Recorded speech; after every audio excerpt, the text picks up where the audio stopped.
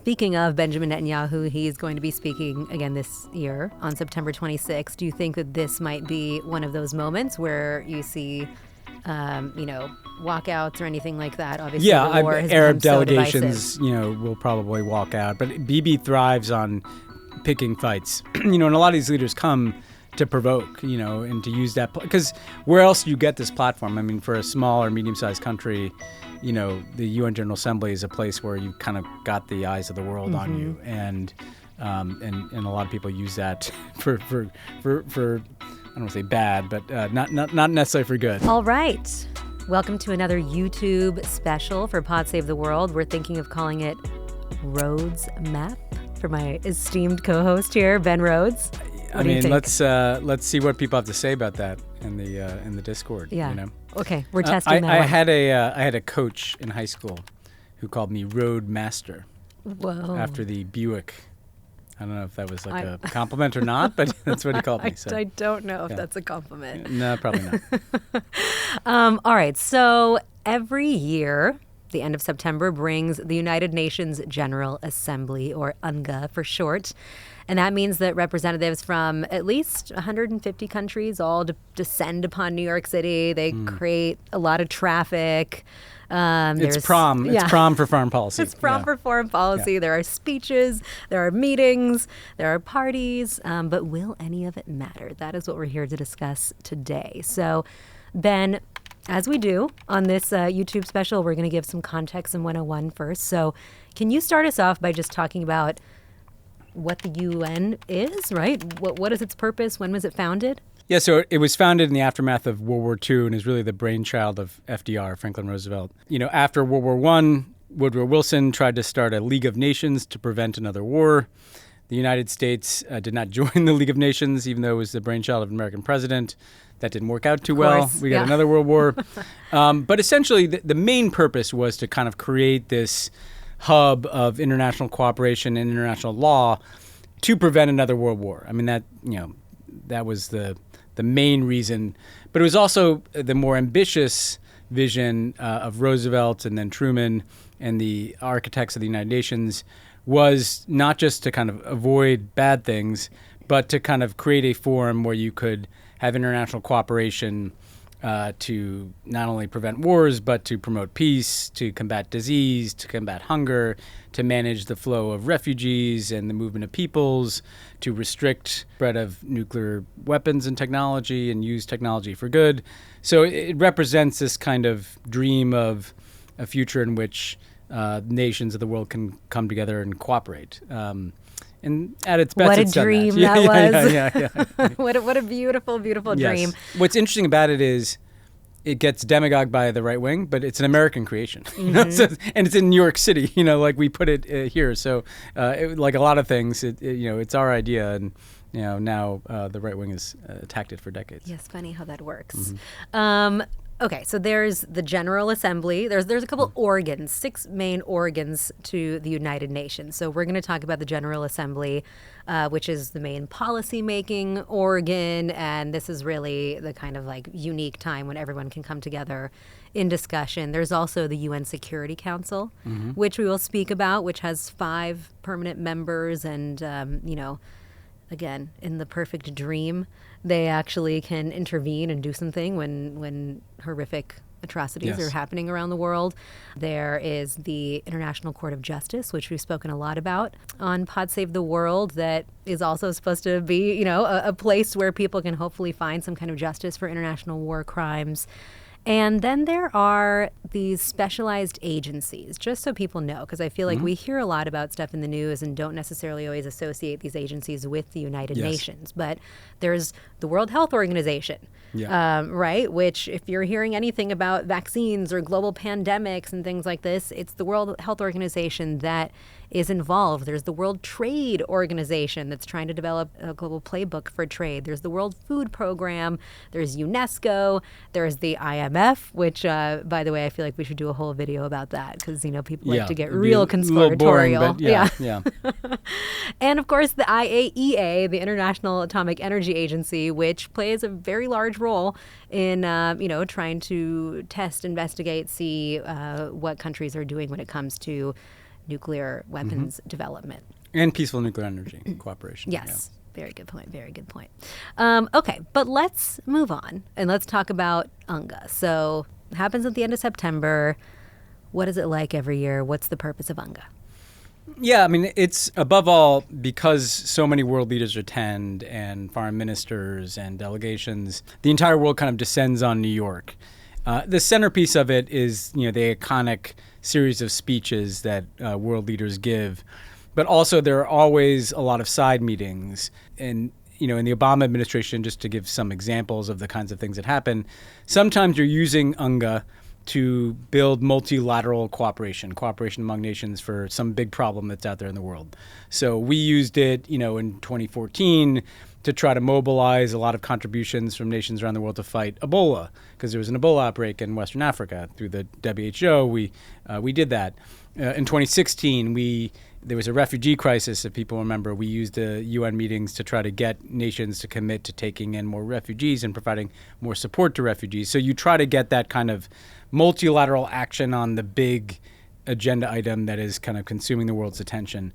It's also a place where just because everybody goes, you end up doing a lot of business. And so, for us in the Obama years, one of the more interesting years was 2013 when there was a new Iranian president, Hassan Rouhani, and we wanted to test whether we could pursue diplomacy to get a nuclear deal, right, which ended up happening.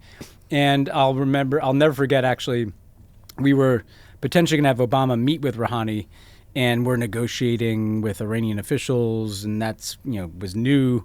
And ultimately, the meeting didn't happen, but instead we had a phone call because, a meeting was going to be too difficult politically, I think, for both leaders. But, they had the first phone call between, an Iranian and U.S. president. They joked about the traffic in New York because Rouhani was stuck in traffic, and that kind of created a basis to direct negotiators to begin the negotiations that did lead to the nuclear deal. So, you try to seize the opportunities that are available to you at UNGA, either to get a bunch of countries together to solve a problem, or, take advantage of the fact that people are in town and have a lot of meetings. So we would always go for several days. Obama would speak to the UN every year. He gave a speech. I wrote 8 addresses to the UN General Assembly. He'd do, anywhere from 5 to 10 bilateral meetings. He'd do a reception in which you'd have every leader at the reception except maybe some of the more problematic ones. He'd chair multilateral meetings on nuclear weapons and proliferation, on climate change. So it's a busy and exciting time when things break your way. So just logistically, I'm so curious about this. Like, where do these meetings on the sidelines happen? Are they at the United Nations? Are they in hotel rooms? Or, it's not that easy to be discreet in New York City, especially when you are a world leader who has lots of Secret Service or security or whatever following you wherever you go. Well, yeah, it's funny. I mean, some of the meetings are at the UN. And so, Obama, I remember in 2009, his first year, he chaired a UN Security Council meeting on nuclear weapons and nonproliferation. And that was part of the effort that, helped lead to the New START treaty. Medvedev was the Russian president. He joined that meeting, and that helped kind of create some momentum. So some of them are in the UN facility itself, particularly the multilateral, multi-country meetings. But we would always have our meetings often at the Waldorf Astoria, which is this kind of iconic old American hotel in Midtown New York City. It was a lot of intrigue. It kind of, the hallways had all these pictures from the 50s, and you'd be kind of, I remember one year bringing, the Palestinian leader Mahmoud Abbas into Obama's suite, and then you'd have to meet with, Netanyahu, and there'd be these meeting rooms. Part of what was funny, Alyona, I was telling you, is that late in the Obama years, the UN ambassador, the U.S. ambassador to the United Nations, also lived in the Waldorf Astoria, and we'd all stay there. Late in the Obama years, the Chinese bought the Waldorf, and therefore we could no longer do that because... Are you worried a few wires or bugs are placed the places? Assumption was they're going to be bugging everything.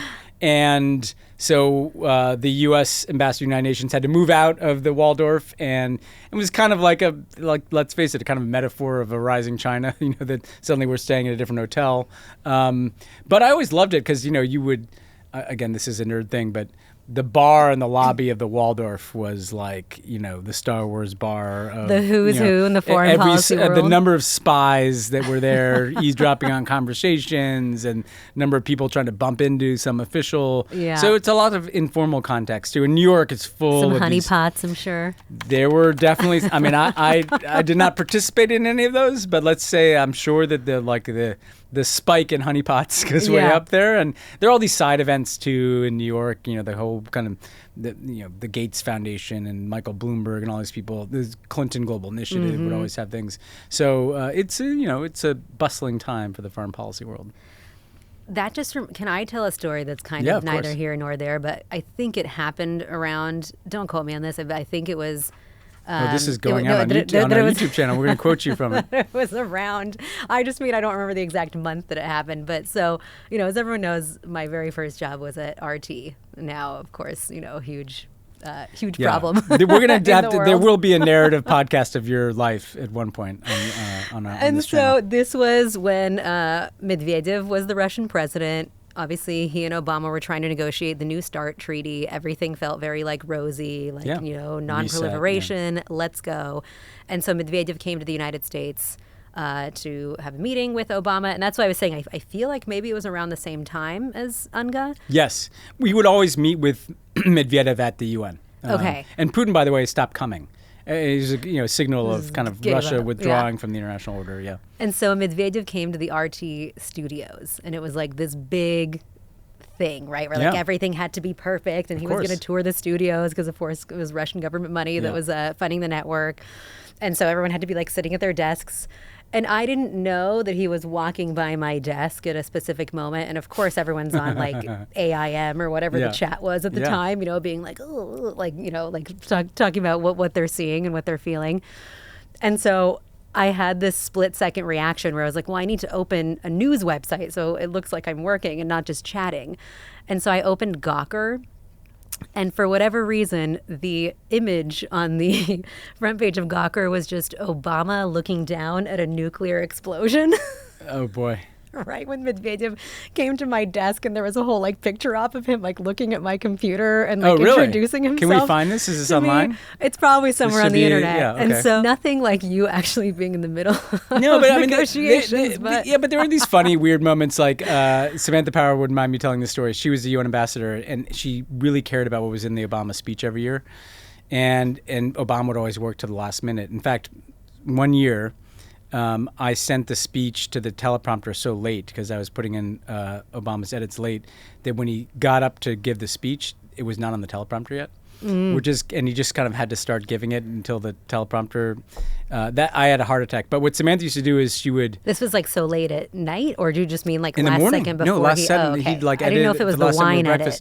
But Samantha Power used to camp out outside my hotel room at 1 a.m. to try to get some one line in that she said was going to change the world. My goodness. It was a very human thing too. It was you're making.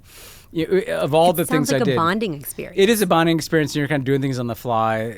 I really loved it. I have to say I kind of miss UNGA. Yeah. Okay. Well, those are some of the the positive things that happened in UNGA, but there are also some cons. Yes. So you talk about the speeches. I just want to play a very quick little clip of let's call them some greatest hits from recent years. I think that the first people who should read this book are our brothers and sisters in the United States, because their threat is in their own house. The devil is right at home. The devil himself is right in the house. And the devil came here yesterday. Yesterday, the devil came here. Who used the mysterious September 11th incident as a pretext to attack Afghanistan and Iraq, killing, injuring, and displacing millions in two countries with the ultimate goal of bringing into its domination the Middle East and its oil resources. The United States has great strength and patience, but if it is forced to defend itself or its allies, we will have no choice but to totally destroy North Korea. Rocket Man is on a suicide mission for himself and for his regime. I forgot about Rocket Man. I forgot about Rocket Man. I'll say something. What's interesting about watching the speeches, Alyona, I'd forgotten until you played Chavez and Ahmadinejad. We would have meetings, and I had to like run these meetings before the UN about what might trigger a walkout from the U.S. delegate. So each country has a delegation for every speech, right? And usually the UN ambassador is there, or some other officials, not usually the president. September 11th, blaming the U.S. for September 11th might trigger a walkout, or calling the Israelis Nazis might trigger. So these were the Someone theatrics. had to game out. Yeah, these the theatric. scenarios. They might say this, and the theatrics. I would assume Chavez calling George Bush the devil might have triggered a walkout. Like the theatrics of the UN were always kind of fun to deal with. Oh yeah, they're always on display. I mean, those were just a few moments, but like in 1960. Fidel Castro delivered the longest speech in UN history. It was 269 minutes. And of course, it was heavy on the U.S. imperialism criticism. Gaddafi gave him a run for his money. Yes, Gaddafi went on for a while. Bibi drew the red line, right? Do you remember? He had a cartoon bomb, and he was showing the cartoon bomb filling up, and he had a line on it. Yeah, it's a really great moment in And history speaking there. of Benjamin Netanyahu, he's going to be speaking again this year on September 26th. Do you think that this might be one of those moments where you see, walkouts or anything like that? Obviously, the war has Arab become so delegations, divisive. will probably walk out. But Bibi thrives on picking fights. And a lot of these leaders come to provoke, and to use that. Because where else do you get this platform? I mean, for a small or medium-sized country, the UN General Assembly is a place where you kind of got the eyes of the world on you, and a lot of people use that for I don't want to say bad, but not necessarily for good. Well, but it's the question, right? It's like, are you supposed to treat every leader equally, or should these leaders be given free space to rant and say whatever they want? As someone who maintains that universal idealism of what the UN is supposed to represent, even if I disagree, I kind of like that there's this place where everybody comes and puts their cards on the table, and you kind of see, how is each country looking at the world. I mean, one of the things I always tell people who are critics of the UN, beside from the fact that of what you said, which is it does a lot of the nuts and bolts work that the world needs, right? Who's managing nuclear energy, who's responding to pandemics, who's helping feed people in famine. The other thing is just imagine if we didn't have it. Imagine if there was no place where everybody came together. I'd much rather people came and gave speeches and we tried to understand one another and try to negotiate things than, there was no gathering place like that, Yeah, I'm with you. All right, so then let's talk about what's going to happen at UNGA this year. We are recording this as like a preview. This is happening right before. I know you're planning on going, but is there anything that you feel could be impactful, could really make a difference? I think the difficult thing is the UN is a representative of its member states. What do I mean by that? It's basically like the U.S. Congress. When the U.S. Congress is made up of people that don't want to cooperate and is dysfunctional, it looks like a mess. And people kind of blame the UN.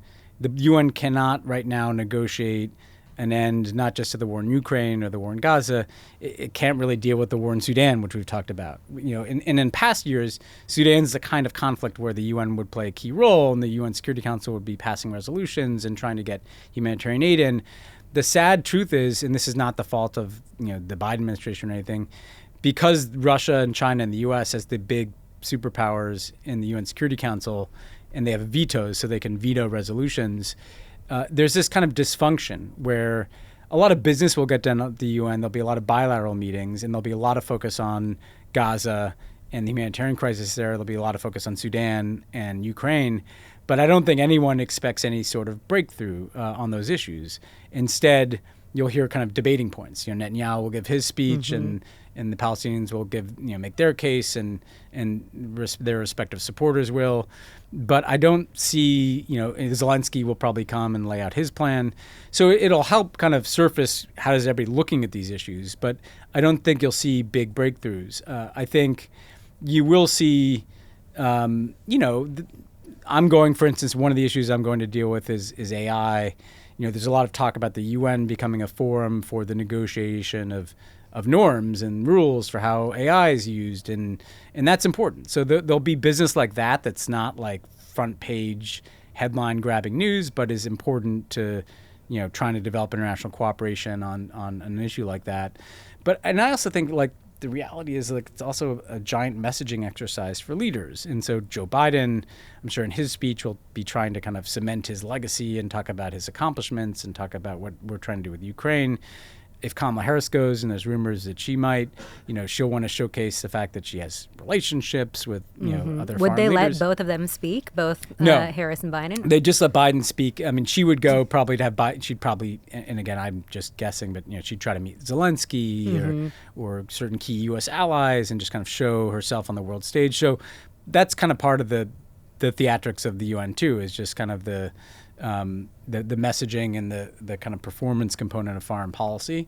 But yeah, I mean, it's kind of fallen in relevance as the UN has reflected the broader dysfunction in the world politics. I really don't blame the UN for that. I blame the member states, because if the member states aren't getting along, like, the forum is not going to work as well as it should. Yeah. Well, and I mean, to your point too, like I feel like Ukraine and Gaza, as you mentioned, because the Security Council has this veto power that countries like Russia or China can use, it just, nothing conclusive ever happens. But one piece of news or kind of movement on this that we're expecting to see at this UNGA is that 2 African countries will have permanent seats on the UN Security Council. That's something that, like, the It's U.S. a proposal. ambassador to the UN, Yeah. yes. But it feels like there's a lot of support already there based on just what the U.S. ambassador to the UN and everyone is saying. They wouldn't have veto power, but okay, that would make the Security Council more representative of the world. Would that change at all any of the dysfunction we're talking about? I think it might a little bit. I mean, keep in mind another thing that the UN does do is there's something, for instance, called the Sustainable Development Goals, which are these goals that everybody agreed on, and different ways in which you can kind of promote development, promote sustainability. The UN plays a key role in the Paris Climate Accord, all these issues that matter a lot to the global South, to African countries. The issue of the UN Security Council is it was created at a time and place that does not represent world politics today. So the permanent 5 members of the UN Security Council are the United States, Russia, China, France, and the United Kingdom. And that's kind of how power looked in 1945 when it was created. And they all have vetoes and permanent seats. Well, India doesn't have a permanent seat, even though they have over 1 billion people. And in the Obama administration, we call for India being a permanent member of the UN Security Council. The entire continent of Africa is not represented in a permanent way on the UN Security Council. By the way, now neither is the continent of South America. And Brazil, I think, has a claim to this. So there's long been an argument that the UN system and the Security Council in particular needs to be reformed to be more representative of what the world looks like today. And so if they can achieve the notion of African countries having a kind of permanent presence there. We've talked about, the U.S. has tried to bring the African Union into the G20. There's been a movement generally to give more representation. If they can do that, I think that'd be good. And again, it's not just about these matters of war and peace. It's also about promoting development, promoting, trade, promoting health cooperation, dealing with the migration of peoples, all of which are huge issues in the continent of Africa. So, long story short, we need the UN, yes, but it just doesn't work very well right now. And look, it's never going to work perfectly, but we need it, and we need it to work better. And let's face it, the UN is also good. We didn't even talk about the Gaddafi piece I mentioned. That was one of my favorite bizarre stories. Early in the Obama administration, Gaddafi came to the UN General Assembly, which he doesn't usually do. He pitched a tent on Donald Trump's property in Bedminster, New Jersey. He had an all-female security detail, and that was like a weird negotiation with this. You negotiate with like diplomatic security, and so weird things happen, and so part of it is the fun of the UN. But putting that aside, we do need this institution to work better, and the health of the UN kind of reflects the health of world politics, and the fact that it's not working that well right now, kind of, that's the world that we're in. Any final weird stories that you have to share? Well, the Gaddafi one. Any final piece of UN goss before we say goodbye to our viewers? I always like the Gaddafi one was good. Another one that was kind of interesting is that some of these countries that you kind of get these exemptions because the U.S. hosts the UN General Assembly. we have to kind of agree to let everybody come. And some of the countries are like sanctioned. And so, for instance, I remember when the Iranian president would come, there'd always be some push to like seize his airplane on like the tarmac at JFK or something. And I remember like there are these kind of strange things that happen because of the U.S. is obviously a superpower, but it's also just supposed to be this kind of neutral host. Yeah. Another thing, famous thing, is that New York City complains that the UN officials never pay their parking tickets. And so these guys would run up like thousands and thousands of dollars in unpaid parking and then just tickets. leave the country. But claim like diplomatic immunity and stuff, And so there are these kind of weird human factors underneath the surface of what is like this kind of what that's people pretty see. good. Why would you pay a parking Why would you ticket? pay- You're yeah, like, yeah. hello, I'm here trying to negotiate world peace and Or international just, responses to global pandemics and this and that. How are you going to enforce this parking ticket? Yeah.